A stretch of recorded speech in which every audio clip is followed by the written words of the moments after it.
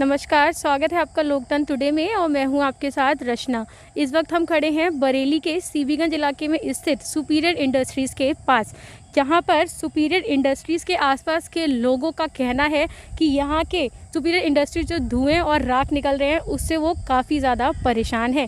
Superior industries से परेशान लोगों ने यहां पर डीएम, कमिश्नर और मुख्यमंत्री को ट्वीट कर इस फैक्ट्री द्वारा फैलाए जा रहे प्रदूषण को जल्द से जल्द रोकने की मांग की है और साथ ही साथ प्रदूषण संरक्षण विभाग को इस फैक्ट्री द्वारा कड़ी से कड़ी कार्रवाई करने की मांग भी की है। बताते चले आपको कि सुपीरियर इंडस्ट्रीज़ जो कि शराब बनाने वाली फैक्ट्री है, इससे लगातार बहुत सारे ऐसे केमिकल्स निकल रहे हैं जो यहाँ के ज़मीन को बंजर कर रहे हैं। यहाँ के लोगों को बहुत ज़्यादा पोल्यूशन से दिक्कतों का सामना करना पड़ रहा है। आइए हम जानते हैं यहाँ के लोगों से कि क्या है पूरी समस्या। क्या नाम है भैया आपका? मैं त्रिभुवन शर्मा। ये लोहिया विहार कॉलोनी है, इसकी सोसाइटी है लोहिया विहार वेलफेयर सोसाइटी। इसका अध्यक्ष हूँ और पिछले 11 वर्षों से इस कॉलोनी में मकान बनाकर रह रहा हूँ। जब हमें बताइए कि पूरी क्या समस्या है यहाँ पे, इस जो सुपीरियर इंडस्ट्री है, कितनी परेशानियाँ आ रही हैं इससे आपको? जब से इस कॉलोनी में आए हैं तब से सबसे पहली समस्या है घरों में काली राख का आना। कपड़े सब काले हो जाते हैं, छत सब काली हो जाती हैं, घर का फर्श सब काला हो जाता है। दूसरी समस्या है बदबूदार पानी, मतलब बदबू इतनी आती है जब भी हवा चलती है पूरब की तो सारी बदबू पूरे सीबीगंज में फैलती है और पूरी कॉलोनी के लोग परेशान हो जाते हैं। सांस लेना मुश्किल होता है, कई लोग बीमार हो गए हैं बदबू से। और इनका नाले का पानी हमारी कॉलोनी के बीच में से, ये मस्जिद के पास से नाला आता है और यहाँ बीच में से निकल के ऐसे जाता है। जगह जगह डिप खुले हुए हैं। सुबह आप आएंगे तो इतनी तेज़ महक होती है उसकी। हम लोग दूध लेने जाते हैं, बहुत से लोग मॉर्निंग वॉक को आते हैं, उन सबको कपड़ा रख के मुँह पर निकलना पड़ता है, ये बदबू होती है। और तीसरी समस्या है शोर की। ये जब बॉयलर अपना चालू करते हैं तब 24-24 घंटे बराबर शोर होता रहता है। आप अपने घर में ना पढ़ सकते हैं, ना टीवी देख सकते हैं, ना सो सकते हैं सही से। ये 3 समस्याएं विकट हैं और कई बार हम लोगों ने शिकायतें की हैं इसकी, लेकिन कोई कार्रवाई कहीं होती नहीं है। कितने साल हो गए आपको कार्रवाई करते हुए? वहाँ पे जो कार्रवाई कर रहे लोग हैं 11 वर्ष से हम लगातार प्रदूषण नियंत्रण बोर्ड, मुख्यमंत्री, जनसुनवाई पोर्टल, डीएम और कमिश्नर, इन सब लोगों को बराबर सोशल मीडिया के माध्यम से ट्वीट करके और लिखित रूप से भी दे रहे हैं। कार्रवाई क्यों नहीं हो पा रही है, क्या बोलना चाहेंगे? कार्रवाई इसलिए नहीं होती है कि एक सिस्टम यहाँ बना हुआ है कि जो शिकायत करता है, शिकायतकर्ता की शिकायत दूर मत करो, शिकायतकर्ता को बातों से संतुष्ट कर दो और जो अपराधी है, जो अभियुक्त है, उससे मोटी गड्डी लेकर घर चले जाओ, जेब गर्म करके बैठ जाओ चुपचाप आराम से। ये चल रहा है। उसी फार्मूले पे यहाँ की सारी कंप्लेंट निपट जाती हैं।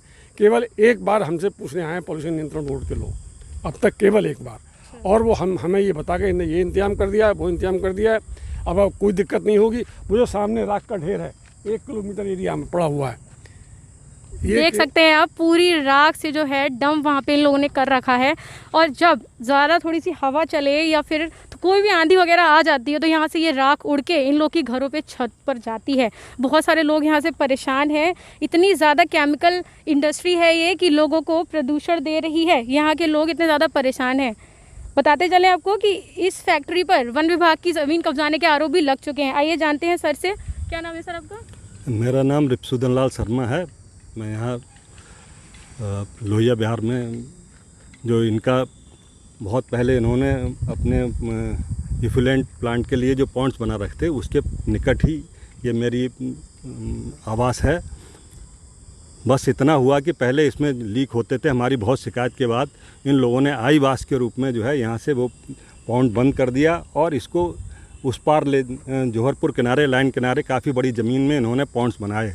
उससे ये हुआ कि इनका जो इफ्लुएंट का पानी था, जिसको ये कहते थे कि ये हमने खाद बनाने के लिए इस्तेमाल किया है, वो वहाँ भरता रहा और इस पूरे क्षेत्र की जो भूजल है वो इतना पॉल्यूटेड हो गया है कि उसका पानी कोई इस क्षेत्र के पस्तौर के किनारे, लाइन किनारे और रेलवे कॉलोनी के लोग तथा लोहिया विहार में कोई भी आदमी 40-50 फीट हैंड बोरिंग करा के उस पानी का उपयोग नहीं कर सकता। यदि करता है तो हम, मेरे घरों की 2 साल के अंदर सारी टोटियाँ गल गई, उसमें इतना पॉल्यूटेड था।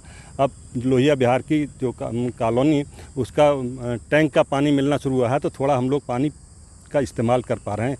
पहली स्थिति तो ये रही कि ये लगातार पॉल्यूशन कर रहे हैं, क्योंकि ये इतने बड़े लोग हैं, इनकी पहुंच इतनी ऊपर होती है कि ये इनकी जो पॉल्यूशन डिपार्टमेंट के अधिकारी या तो सुनते नहीं है, यदि वो बहुत दबाव में आके मुख्यमंत्री पोर्टल और उसमें वो आते हैं तो फिर वो इनके पक्ष की ही बात रखते हैं कि नहीं साहब इन्होंने ये किया, अब ये हो गया और आप कोई चिंता ना करें। आज से एकेडमिक के पिछले वर्ष के समय में मेरी शिकायत मुख्यमंत्री पोर्टल और मेरी फ़ोटों के बाद जो है मैंने वहाँ पर JVC से ये राख का ढेर एकसा करते हुए वो सब फ़ोटो लिए थे और डाले। तब वो लोग आए और उन्होंने कहा कि अब आपकी कोई समस्या नहीं रहेगी, अब हम इसको यहाँ करा देंगे।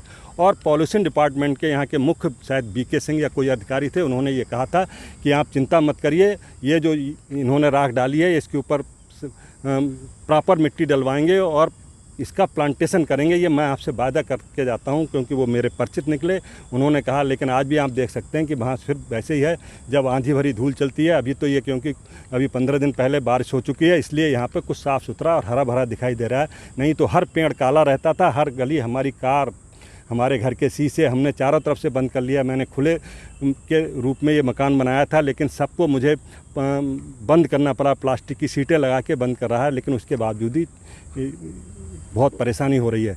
अंततः जो पड़ोस के गांव है, पस्तौर है, उस बादशाह नगर है, इसके पीछे से एक नाला जाता है जो संखा नदी में गिरता है।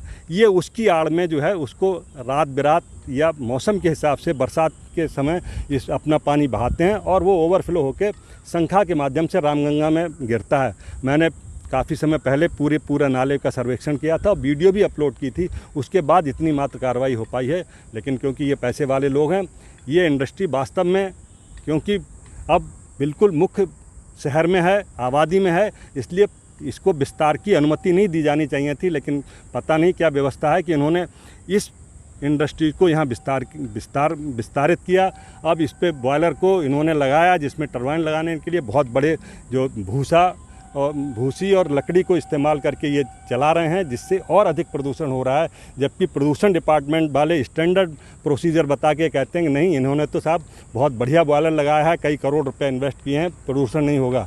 और पूरे का पूरा जो इसके निकलने वाला कचरा है, जो बॉयलर वेस्ट है, वो यहीं पड़ोस की उसमें डाला जाता है। जब ज़्यादा तेज़ हवा चलती है तो जिस तरफ की हवा चलती है उस तरफ के घर में पूरी राख जो है वो उड़कर चली जाती है। जैसा कि सर ने बताया कि इनकी बात पे गौर करिए कि यहाँ का जो पोल्यूशन जा रहा है, वेस्ट जो निकल रहा है, वो सबसे ज़्यादा निकल कर नदियों में बह रहा है और मेन जो नदी है वो रामगंगा में। जैसा कि सर ने बताया कि अभी रामगंगा में इसका जो वेस्ट है वो वहाँ पे जाके मिल रहा है और उस नदी को भी बहुत ज़्यादा पॉल्यूटेड कर रहा है।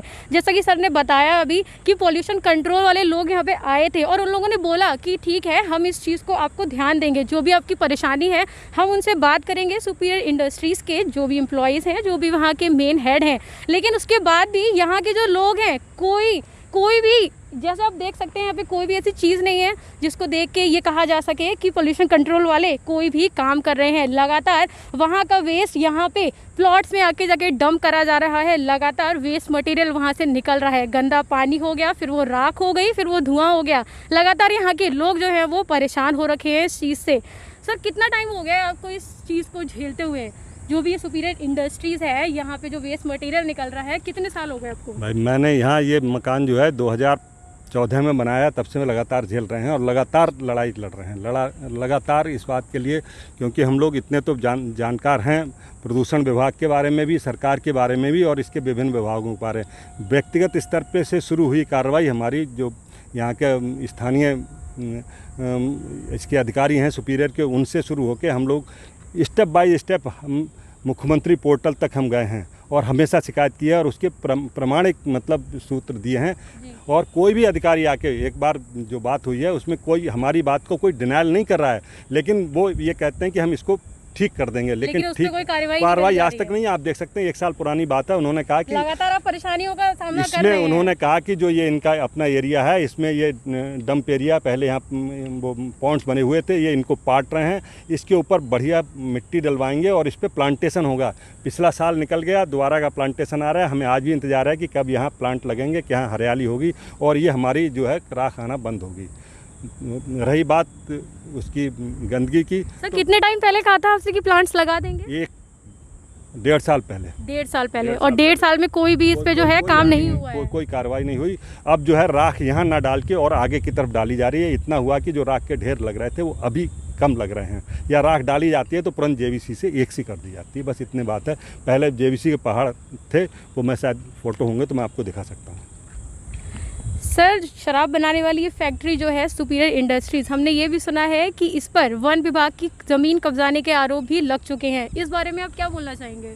ये फैक्ट्री का एक पार्ट, जब ये ITR एंड रोजन कंपनी का डिस्टिलरी प्लांट जो था, वो किन्हीं सज्जन ने जो भी अपनी क्षमता के अनुसार उन्होंने इसको ख़रीदा या लीज पे लिया या जो भी किया, उसके बाद इस कंपनी की राजनीतिक पहुंच या अपनी पहुंच के बल पे उन्होंने, क्योंकि इसके हमारे इस क्षेत्र के पीछे ITR के पीछे और बहुत बड़ा वन विभाग का क्षेत्र है, इन्होंने उसका विस्तार किया। उन्होंने ITR की जो बाकी ज़मीन थी उसको तोड़ के वहाँ का बॉयलर अपने कब्जे में ले लिया, जिसके बारे में बहुत दिनों से कार्रवाई हुई, लेकिन अखबारों में सुर्खियां बनने के बाद भी आज तक उस पर कोई कार्रवाई नहीं हुई। आप जाके पीछे महेशपुर अटरिया की तरफ देख सकते हैं कि उन्होंने लाइन किनारे तक की वन विभाग की ज़मीन पे कब्जा किया हुआ है, जो दिखाई दे रहा है। अब क्योंकि इसका आम आदमी से सीधे सरोकार नहीं होता और उसकी लड़ाई का कोई मतलब नहीं हुआ। आदमी अपनी व्यक्तिगत लड़ाई नहीं लड़ पा रहा है, ये सार्वजनिक लड़ाई जो लोग लड़ रहे हैं उसके बाद भी कोई कार्रवाई नहीं होती, तो आदमी को निराशा में आदमी घर बैठा, जो होना है होगा, वही देख रहे हैं। ये बात हो गई है।